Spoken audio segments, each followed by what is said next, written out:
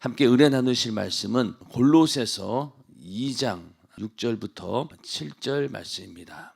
그러므로 너희가 그리스도 예수를 주로 받았으니 그 안에서 행하되 그 안에 뿌리를 박으며 세움을 입어 교훈을 받은 대로 믿음에 굳게 서서 감사함을 넘치게 하라. 오늘은 골로새서 2장 6절부터 7절 말씀을 중심으로 감사함을 넘치게 하라라는 제목으로 오늘 새벽 예배에 함께 은혜를 나누고자 합니다. 오늘 이 본문이 이제 골로새서인데 사도 바울이 옥중에서 감옥에서 쓴 서신서가 네 가지가 있습니다. 에베소서, 빌립보서, 또 골로새서, 빌레몬서, 이게 네 개가 바로 옥중 서신이라고 하죠. 옥살이를 하면서 기록한 서신인데 이 골로새서에 보면은 이 감사하라고 하는 내용이 굉장히 많이 나옵니다. 감사하라. 또 빌립보서는 또 어떤 내용이 주로 나옵니까? 기뻐하라 이런 내용이 나오는데 사도 바울이 옥에 갇혔을 때 뭐 기뻐할 일이 얼마나 있겠냐고요. 또 그리고 또 감사할 일이 또 얼마나 있겠냐고요. 현실로 봐서는. 그런데도 이 사도 바울은 이 옥중에서 이 골로새서를 기록하면서 내가 이렇게 감옥에서 풍성한 감사를 하나님께 올려드리고 있다. 그러면서 성도들에게도 너희가 넘치게 감사하라 이렇게 권면을 하고 있습니다. 자, 여러분들 하나님께 감사하는 삶을 살고 있나요?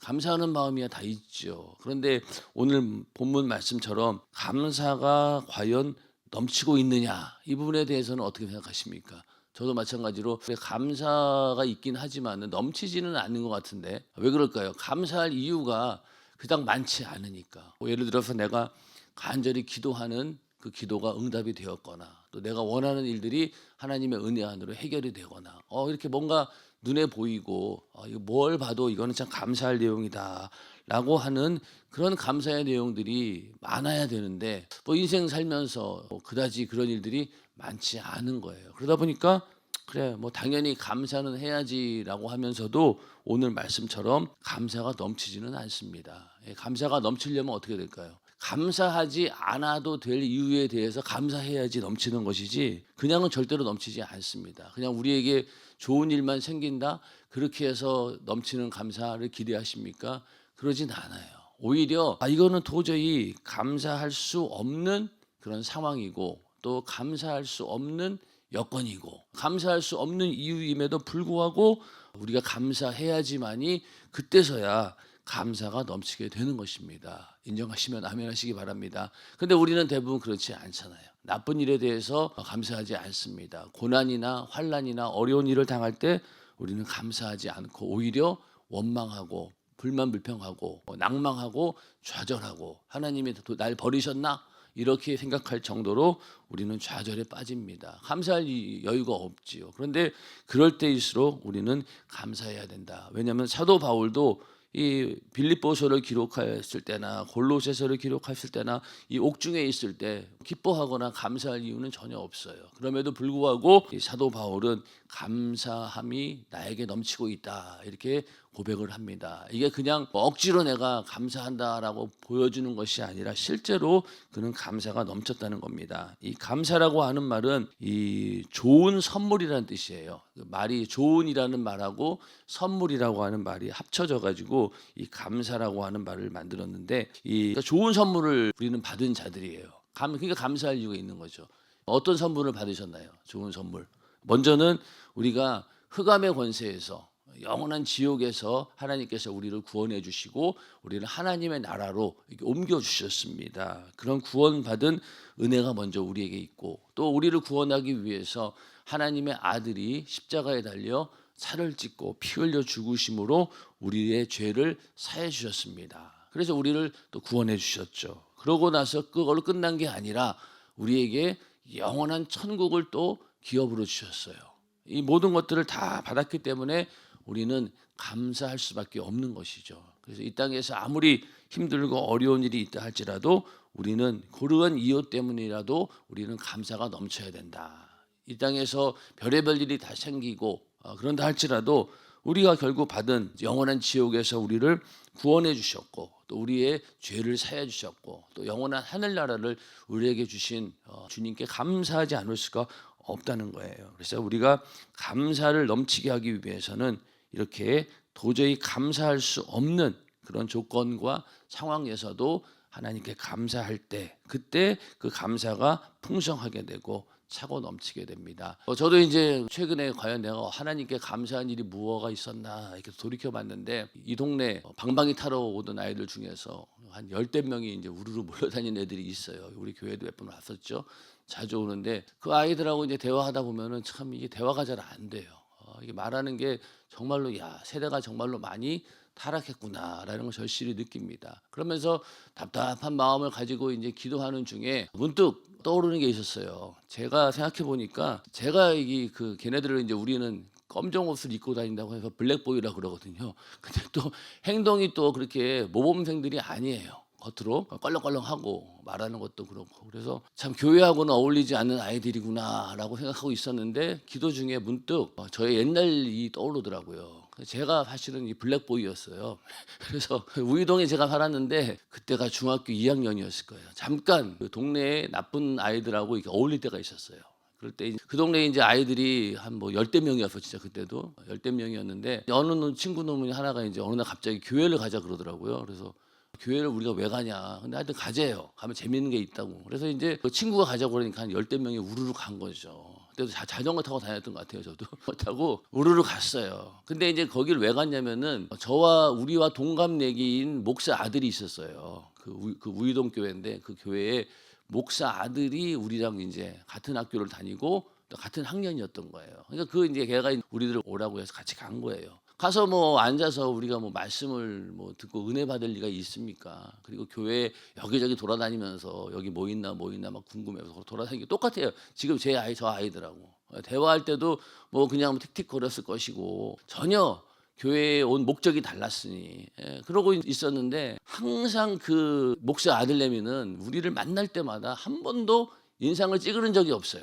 항상 보면은 우리를 반겨 맞아주고, 야 너희 나쁜 짓 하면 안 돼 이러면서 얼마나 정말로 주의 심정으로 우리를 섬겨줬는지 지금도 기억이 나는 거예요, 그 얼굴이. 그래서 하여튼 그러다가 이제 거기서 재밌는 모임 있으면 나가서 참여도 하고, 하여튼 교회가 주는 거는 다 이렇게 받아먹고, 그리고 다 우르르 다 도망갔어요. 그냥 교회 안 다녔어요, 그 이후로. 그러고 세월이 지나고 제가 이제 예수를 믿게 되고 목사가 되어서 한번 이제 미국에 있는데 전화가 연결이 돼가지고 한번 전화해서 내가 목사 됐다 그랬더니만 얼마나 놀랬겠어요.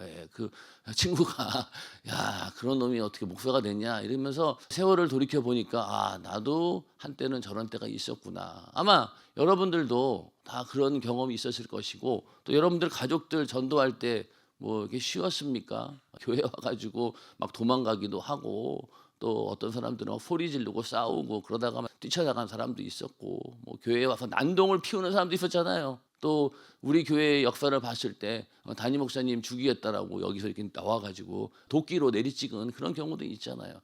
그런 걸 봤을 때 참 교회라고 하는 것이 그런 사람일지라도 언젠가는 변화가 되어서 새롭게 그리스도 안에서 변화될 수 있다라고 하는 것을 저 자신을 돌이켜보면서 참 감사하구나. 만약에 그때 그 친구가 너희는 교회 오지 마 막 이랬으면은 교회에 대한 이미지가 엄청 안 좋았겠죠. 그리고 어른들도 예를 들어서 막 그랬다라고 하면 아마 교회에 대한 이미지가 안 좋았는데, 지금 생각해봐도 거기 있는 교회는 아무런 대꾸를 하지 않았어요. 그리고 그냥 묵묵히 지켜보시더라고요. 한편으로는 아이들이 우르르 왔으니까 야 이게 중고등부가 부흥되는구나라고 기뻐하기도 하면서, 한편으로는 저놈들이 언제까지 교회 다닐까 그런 생각을 당연히 했겠죠, 우리들처럼. 그래서 그런 걸 생각하면서 야 참 감사하다, 내가 이렇게 교회의 목사가 되어서 또 하나님께 쓰임 받는 것이 감사하고, 그때 또 이렇게 예수를 만날 수 있는 그런 기회가 계속 누적이 되어서 결국은 내가 예수 믿게 되지 않았나 그런 생각을 하게 되었습니다. 우리가 가만히 돌이켜 보면은 감사할 내용이 참 많이 있음에도 불구하고 우리는 이 감사를 잊고 살 때가 너무나 많이 있습니다. 그래서 감사가 넘쳐야 된다. 그래서 이 감사가 넘칠 때가 언제냐? 성령이 충만할 때가 우리가 감사하게 되죠. 그래서 이 골로새서 3장에 보면은요, 이 감사에 대한 얘기가 아주 굉장히 많이 나옵니다. 골로새서 3장 15절부터 17절에 보시면은 그리스도의 평강이 너희 마음을 주장하게 하라. 평강을 위하여 너희가 한 몸으로 부르심을 받았나니 또한 너희는 감사하는 자가 되라. 먼저 우리가 감사하는 자가 되라고 말씀을 하고 있습니다. 16절에서는 그리스도의 말씀이 너희 속에 풍성히 거하여 모든 지혜로 피차 가르치며 권면하고 시와 찬미와 신령한 노래를 부르며 마음에 감사함으로 하나님을 찬양하고 또 무엇을 하든지 말에나 일에나 다 주 예수의 이름으로 하고 그를 힘입어 하나님 아버지께 감사하라. 여기 15, 16, 17절마다 전부 다 감사가 다 들어있죠. 너희는 감사하는 자가 되라. 또 감사함으로 하나님을 찬양해라. 또 하나님 아버지께 무슨 일이든지 다 예수의 이름으로 하고 감사하라. 또 4장 2절에도 보면은 기도를 계속하고 기도에 감사함으로 깨어 있으라. 이렇게 또 감사에 대한 얘기 나옵니다. 그리고 1장 처음 시작할 때도 1장 3절에 보면은 우리가 너희를 위하여 기도할 때마다 하나님 곧 우리 주 예수 그리스도의 아버지께 감사하노라. 감사가 계속 나옵니다. 그러니까 이 사도 바울 자체가 이 감사가 넘쳐나고 있다는 거예요. 그만큼 옥중에 있었지만은 그는 성령 충만함을 유지하고 있었다는 겁니다. 그렇게 성령이 충만할 때 우리 안에는 감사가 넘쳐나게 되는 것이죠. 그러니 이 사도 바울이 이런 서신서를 이렇게 기록하면서 성도들이 봤을 때도 아이고 선생님이 옥중에 있으면서 뭐 그렇게 감사할 일이 많다고 우리 보고 감사하라고 할까? 또 뭐 그렇게 기뻐하는 일이 많다고 너희 우리 보고 기뻐하라고 할까? 이게 의아해할 수 있다는 거예요. 또 예수 믿는 같은 성도들도 그렇겠지만은 예수 믿지 않는 세상 사람들이 봤을 때는 이 사도 바울을 도저히 이해할 수가 없어요. 어떻게 그것이 가능한가? 이런 상황에서 어떻게 감사할 수 있을까라고 의문을 가질 수밖에 없는 거예요. 그래서 우리도 세상 사람들이 봤을 때 저 사람은 지금 저런 상황 가운데서 저렇게 감사할 수 있다는 게 도저히 이해가 안 된다라는 그런 사람이 되어야 됩니다. 그래야지 이게 우리 안에 정말로 세상이 알 수 없는 그런 비밀, 또 세상이 알 수 없는 그런 신비로움이 우리 안에 있는 것이죠. 그러니까 세상 사람들이 봤을 때 저 정도면은 하나님을 원망하고 그리고 뭐 다 때려치고 교회를 저러면서도 다닐 수 있을까? 그 정도로 그렇게 생각해야 되는데 감사하는 마음으로 기쁘게 그런 모든 상황들을 받아들이는 걸 봤을 때 이해가 안 되겠죠. 그런 의문이 있어야지 사실은 정상입니다. 그렇지 않고 세상 사람들과 똑같이 그냥 화나면 화내고 또 뭐 우울하면 우울하고 똑같이 내 감정대로 움직인다라고 하면 다를 바가 없어요. 그러나 성령이 충만하게 되면은 이런 것들을 능히 이겨낼 수 있는 그런 하나님께서 힘도 주시고 또 우리의 마음을 다스릴 수 있는 능력도 주시고 또 생각을 다스릴 수 있는 그런 하나님께서 성령으로 우리에게 그걸 할 수 있도록 인도해 주신다는 거예요. 그렇기 때문에 성령 충만할 때 우리가 이렇게 감사가 넘칠 수 있다는 겁니다. 넘치는 감사, 도저히 감사할 수 없는 상황 가운데서도 감사하게 되는 이유는 먼저는 하나님의 섭리, 하나님의 위대한 섭리를 깨닫게 될 때 우리는 하나님 앞에 깊은 감사, 넘치는 감사를 드릴 수 있습니다. 이런 그 하나님의 섭리를 깨닫는다라고 했을 때 그 깨달음은 어디에서 나옵니까? 깊은 생각에서 나옵니다. 어제도 우리가 나눈 말씀 가운데 형통한 날에는 너희가 감사하고 그러나 곤고한 날에는 어떻게 하라고 그랬어요? 너희는 생각을 하라 이렇게 말씀하고 있죠. 어떤 생각을 하라고 했습니까? 하나님께서 과연 이 일을 통해서 나에게 뭘 주기 위해서 나에게 뭘 깨닫게 하기 위해서 이런 일을 주셨을까라고 곰곰이 깊이 생각해 보라는 거예요. 그러면은 깨달음이 온다는 겁니다. 그래서 이 깨달음을 얻기까지 깊은 생각을 해야 되는데 그러다 보니까 하나님의 섭리를 이제 깨닫게 되는 거예요. 그런데 이 깨닫는 동안 우리에게 뭐가 필요합니까? 기다림이라고 하는 인내의 시간이 필요하죠. 처음에는 답이 안 나와요. 이게 왜 이러지? 그리고 도저히 답이 안 나옵니다. 그런데 시간이 지나고 생각하면 생각할수록 깊이 들어가면 들어갈수록 하나님의 섭리를 깨닫게 됩니다. 그래서 사도 바울도 로마서에 모든 것이 합력하여서 선을 이룬다라는 그런 고백이 나오기까지 얼마나 많은 기다림이 있었고 또 얼마나 많은 그런 인내의 시간들이 있었겠냐고요. 자기의 삶을 돌아봤을 때 모든 것들이 다 합력하여서 하나님께서 원하시는 선을 이루신다라는 겁니다. 그래서 뭐 넓게는 인류 전체의 어떤 구원의 완성을 하나님께서 모든 상황 가운데서 만들어 가시는 분이기도 하고, 또 사도 바울의 개개인의 삶을 봤을 때도 모든 것이 합력하여서 선을 이루었다는 거예요. 자, 사도 바울의 사명은 전 세계에 복음을 전하는 일이었습니다. 그리고 그 일을 이루기 위해서 로마에 가서 복음을 전하기를 원했죠. 그게 그 사도 바울의 소원이고 또 기도 제목이었습니다. 그런데 그 사도 바울이 간절히 원하는 그 꿈이 어떻게 이루어졌나요? 정말로 좋은 환경 가운데서 로마에 가서 막 복음을 전했나요? 그렇지 않잖아요. 어떻게 갔습니까? 그가 예루살렘에 갔다가 누명을 쓰고 붙잡힙니다. 그리고 억울하게 소송을 당해가지고 죄수의 몸으로 로마에 끌려가죠. 로마에 가기는 갔는데 죄수의 몸으로 끌려간 거예요. 그러니까 이 사도 바울이 간절히 원했던 그 일이 이런 식으로 이루어지는 것에 대해서 어떻게 생각하십니까? 만약에 우리도 기도했는데 기도 응답이 이런 식으로 왔어요. 그러면 참 난감하겠죠. 그런데 사도 바울은 그게 아닌 거예요. 이렇게 해서 하나님께서 나를 로마로 보내시는구나 라고 하면서 감사하는 마음을 가졌겠죠. 그리고 이러한 모든 억울한 일들이 하나님의 섭리 속에서 내가 간절히 원했던 그 일들을 다 이루어내신 거예요. 그런 걸 봤을 때 모든 것이 합력하여서 선을 이룬다라는 그런 고백이 사도 바울에게 나올 수 있었다는 겁니다. 자, 그러니 우리도 이 땅에 살면서 여러 가지 일들이 생기는데 고통스러운 일들이 오히려 하나님의 감추어진 축복일 수도 있다는 거예요. 그래서 뭐 어떤 사람들은 이 고난이 하나님의 변장된 축복이다. 겉으로는 지금은 보이지 않아요. 그런데 이게 나중에 하나님의 복으로 바뀐다는 겁니다. 그래서 그런 경험을 할 때 우리는 하나님의 섭리 가운데서 하나님께서 이렇게 일하셨구나 라면서 범사에 감사할 수 있는 것이죠. 하나도 버릴 게 없는 거예요. 다 감사의 이유가 되고 조건이 된다는 겁니다. 그래서 이렇게 어떠한 인생의 사건이든지 간에 우리가 감사함으로 반응하게 되면은 그 사건이 나중에는 반드시 축복으로 변한다는 거예요. 물론 여기서 말하는 복은 이 세상에서 잘 되고 이런 복이 아니에요.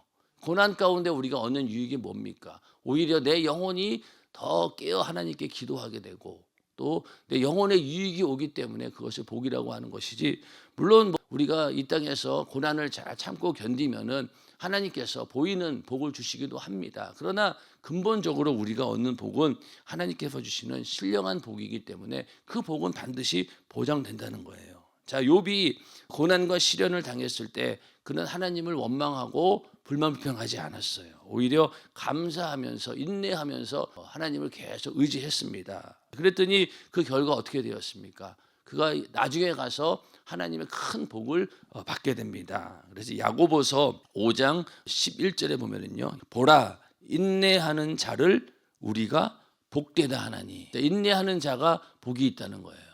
인내하는 자가 복이 있다. 너희가 욥의 인내를 들었고 주께서 주신 결말을 보았거니와 주는 가장 자비하시고 긍휼히 여기는 자신이라. 아멘. 자, 먼저 인내하는 자가 복되다는 거예요. 그리고 욥의 인내를 너희가 들었고 그 주께서 주신 결말을 너희가 보았다는 거예요.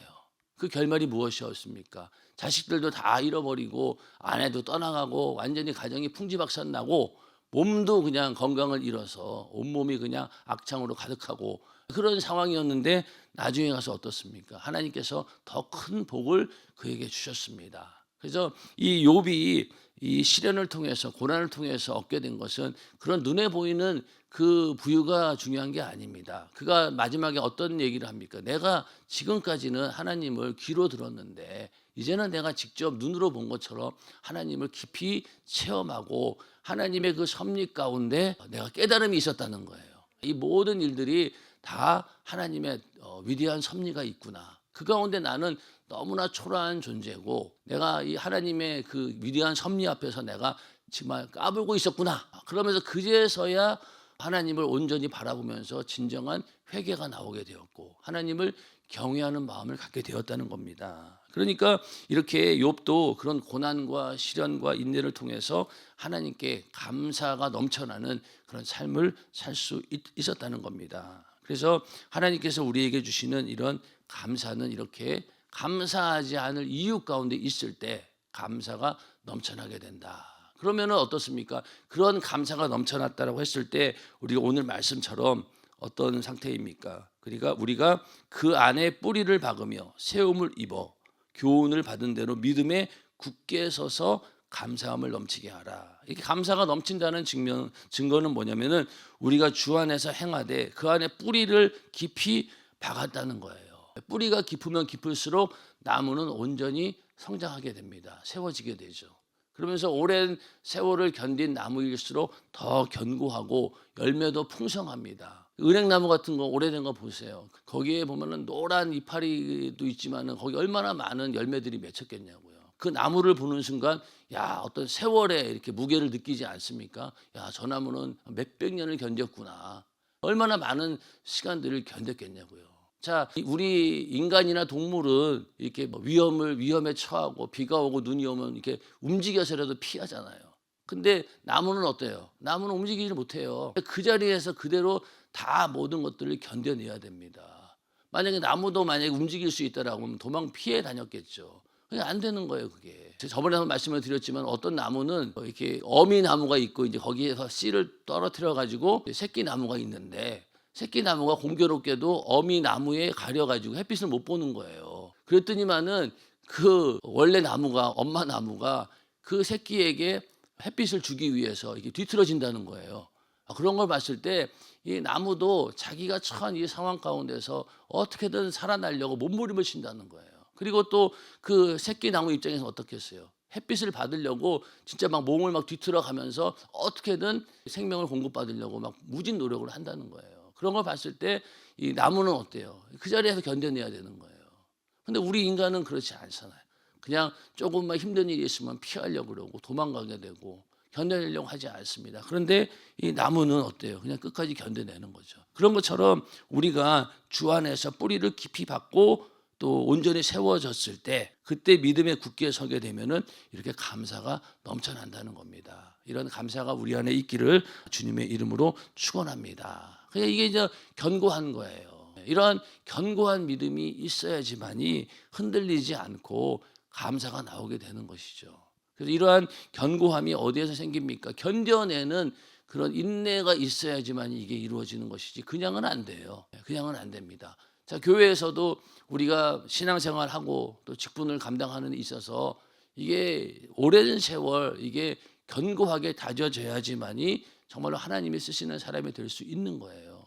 그런데 이렇게 뿌리가 깊이 박히지 못하고 온전히 세워지지 못하면 어떻습니까? 예, 감사가 넘칠 리가 없죠. 그러니 맡은 직분 감사함으로 감당할 수 있겠냐고요. 아닙니다. 그냥 조금만 문제가 생기고 어려운 일이 생기고 또 내가 감당할 수 없다라고 느껴지는 순간 그냥 내려놓게 되는 거예요. 근데 오랜 세월 동안 이렇게 주 안에서 온전히 신앙을 깊이 뿌리 박은 사람들은요 어지간해서 흔들리지를 않아요. 그리고 뭐 직분 감당하면서 별의별 일이 다 생긴다 하더라도 그런 것들로 인하여서 직분을 뭐 내려놓는다는 것은 생각할 수도 없는 일이고 오히려 그럴 때일수록 더 정신을 바짝 차리고 내가 여기서 견뎌내지 않으면은 내가 이 악한 마귀에게 진다. 그런 생각을 가지고 오히려 더 버티죠. 더 버텨냅니다. 그러면 나중에 시간이 지나고 보면은 이게 별일 아니었구나. 그때 참 내가 하나님의 은혜로 잘 이겨내게 한 것이 감사하구나. 오히려 또 감사가 넘쳐나게 돼서 한 해를 돌이켜보거나 세월을 쭉 돌이켜보면은 전부 다 감사할 내용밖에 없는 거예요. 그리고 나무로 보면은 아주 큰 나무가 다 세월이 지나가지고 우뚝 서 있는데 거기에 그냥 주렁주렁 열매가 많이 달려 있는 거죠. 모든 사람들이 볼 때마다 야, 저 나무가 참 멋있다 이렇게 보지 않습니까? 근데 비실비실한 나무 열매가 없이 그냥 그런 나무 보고 뭐 그런 생각 가지겠냐고 안 가지잖아요. 그런데 큰 나무들 보면은 야, 대견하다. 야, 참 저렇게 살아남는 것이 참 어떻게 보면은 뭐 굉장하구나. 이런 생각을 하잖아요. 그런 것처럼 우리도 이 믿음 안에서 뿌리를 깊이 박아가지고 세움을 입어가지고 믿음에 굳게 서서 있을 때 이런 감사가 막 넘쳐난다는 겁니다. 그래서 이 감사가 넘치게 하기 위해서는 어떻게 된다고 했어요? 감사하지 않을 이유에 대해서도 감사를 해야지만이 넘쳐나는 겁니다. 그냥 감사할 이유만 가지고 감사합니다. 그러면 넘쳐날 건 없어요. 항상 부족하죠. 항상 부족해요. 그러나 감사하지 않을 이유까지도 우리가 감사하는 그 역설적인 감사 속에서 우리 이 감사가 넘쳐난다라는 그런 믿음을 가지고 오늘 말씀처럼 우리의 삶 가운데 감사가 넘치는 그런 삶이 되기를 주님의 이름으로 축원합니다.